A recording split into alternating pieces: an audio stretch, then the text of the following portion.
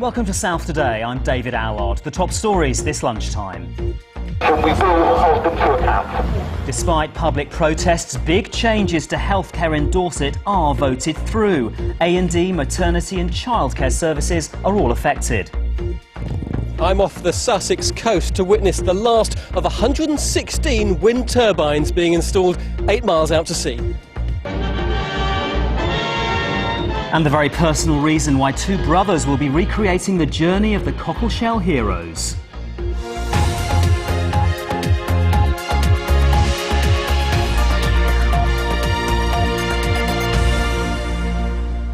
There have been protests this morning outside a crucial meeting in Dorset, where a vote was being taken on major changes to hospitals and healthcare in the county. Among the plans were the closure of A&E at Poole Hospital, making Bournemouth the main emergency hospital for the county, and the Dorset County Hospital in Dorchester teaming up with Yeovil for maternity and childcare services. The plans are intended to save the NHS £150 million over the next 4 years. Our health correspondent David Fenton was at the meeting of the Clinical Commissioning Group and he joins us now. So David, what's been decided?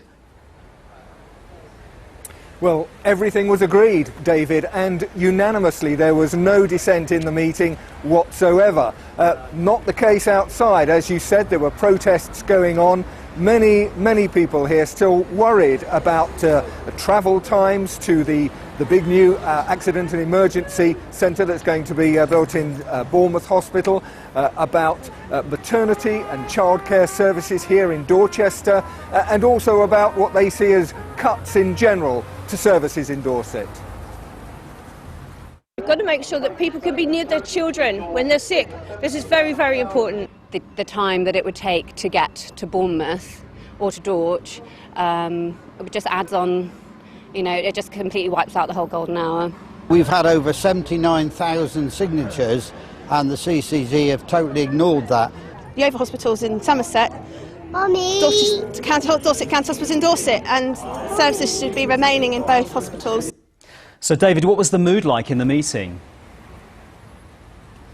Well, there were about 130 people inside the meeting. Most of them, David, I think were probably NHS professionals, and my feeling was they were just glad to have come to a decision finally about these big changes that are coming.